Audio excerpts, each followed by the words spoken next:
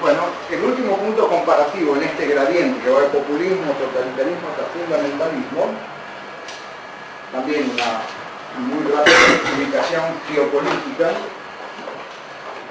se entiende habitualmente por fundamentalismo. El término fundamentalista, la primera vez que aparece es en Estados Unidos, al comienzo del siglo XX, tipos de protestantes sacan unos libelos, como la idea de los fundamentos, y algo más se llamaba los fundamentos, donde había que tenerse estrictamente a elementos de la Biblia. Es decir, todo lo que aparecía como placer inmediatista aparecía como atentado. Todavía eso, fíjense cómo es la complejidad de lo que aparece en el mundo de la política. Quedan no mucho, pero ese nivel más fundamentalista, a nivel político, apoya a los republicanos, por ejemplo a Bush. Bush tiene una, digamos, en su tesitura republicana son más pro mercado que los demócratas en el sentido de más libertad de mercado, menos proteccionismo. Por ejemplo, a Argentina le convendría que ganen los republicanos desde el punto de vista estrictamente económico, porque son menos proteccionistas. Defienden más sus sindicatos que quieren que no entre productos de otros países. Sin embargo, la gente no lo capta. Pero bueno, el punto es cómo hay una mezcla. Por un lado, los republicanos son favorables a bajos impuestos, es decir, que el dinero vaya a la iniciativa de consumo, lo gaste la gente. Esos son los debates que hay cada 4 años centrales. ¿Qué se hace con los presupuestos? ¿Se hay más impuestos o menos? Pero simultáneamente son retrógrados respecto al mercado en otros aspectos. Por ejemplo, tienen dificultad en aprobar leyes del divorcio. Lo aprueban, pero con dificultades. O casamientos homosexuales. U otras cosas que los demócratas son mucho más prestos, más rápidos de aprobar. Es decir, esa faceta del mercado interpretan mejor los demócratas. La faceta que el mercado necesita que el impuesto no sean altos, lo interpretan mejor los republicanos. Está mezclado. Pero bueno, el fundamentalismo en este momento se entiende aquel que exacerba psicológicamente, diríamos, la categoría de lo semejante a un punto tal que lo diferente es estigmatizado. Estigmatizado. No simplemente es un enemigo, sino algo que está relacionado con el diablo, con algo que está fuera de la esencia humana. Este es algún tipo, último, falta por supuesto, para ver cómo hay un tipo de expansión del fundamentalismo, que no hay que confundirlo con el islamismo, ni el islamismo igual a árabe. Árabe es una cosa, por supuesto la gran mayoría son islámicos, hoy. Los fundamentalistas han ganado terreno, pero no son de ningún modo todo el mundo islámico, que supera a los mundos islámicos.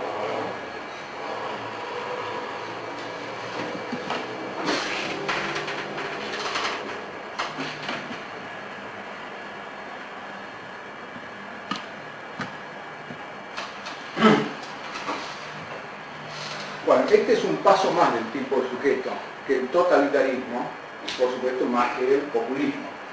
Se habla del integrismo. Toda la faceta de la vida laboral, sexual, la de consumo, todas tienen que estar regidas por cánones religiosos. El cristianismo también pasó, hasta hace poco, todavía pervivía, el integrismo mesiánico. La idea de que todos, en verdad la gran mayoría son malos cristianos, porque no están en el consumo, en el modo de tratarse sexualmente, etc., ajustados. El integrismo. Esa es la idea del integrismo, que todas las facetas del ser humano, por íntimas que sean, esté dentro, cumpliéndose cánones. En el fundamentalismo hoy queda más centrado en el islamismo, no porque no fuera propio del judaísmo y del cristianismo, lo fue, pero eso ha ido diluyéndose. Y en este momento el integrismo, el din, ya significa uno que se somete. Cierto que el Islam nace en el siglo VI, en un área muy pobre del mundo. De ahí que hay que entender los momentos en que nace, en qué condiciones una religión. Incluso, hasta cierto punto, constituyó un avance en el sentido freudiano del término. Porque lo que hoy es Arabia Saudí, donde nace el Islam, era politeísta. Mahoma va a instalar allí el maometanismo, que es justamente una doctrina monoteísta. Después del judaísmo y el cristianismo es la tercera gran monoteísta, grande, no las únicas tres monoteístas. Mahoma no sabía escribir ni leer. De ahí que el libro sagrado musulmán, el Corán, que quiere decir el recitado, es que el arcángel Gabriel, el mito, bajó a Mahoma, le habló, le tradujo oralmente la palabra de Dios. Obviamente desaparecen las instituciones. En el fascismo, o el hitlerismo, en el totalitarismo, la representación, o sea, la elección de representantes a Cámara de Diputados, senadores, también desaparece por consejos, por corporaciones. Corporaciones quiere decir sectores económicos, religiosos, el ejército quedan representados en lugar de la representación por elección, todos dependiendo del líder. En el fundamentalismo, un paso más todavía. Es decir, que todo lo que es la institución jurídica están embebidas de cánones religiosos. Ni siquiera se necesita en corporativismo, en representación de sectores. Lo prepolítico ya sustituye completamente, no queda rastro de lo político. En el sentido de que el núcleo de lo político es cuando un sujeto libre que establece contratos. Y una peculiaridad del sujeto fundamentalismo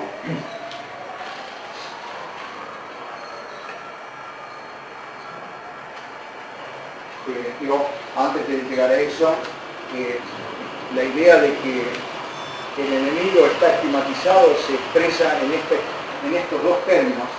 En el Corán se lee la distinción de que hay dos mundos: Dar el Islam, donde reina la paz, y Dar el Arb, o sea, los que no están siendo los creyentes en Alá, y que le quedan expresamente, se dice, dos caminos: o se convierten, o aparece el término ya usado por mismo Mahoma de la yihad, que etimológicamente quiere decir el esfuerzo, pero que está dirigido justamente a la Ummah, que es la nación, a cómo garantizar la nación y expandir la nación.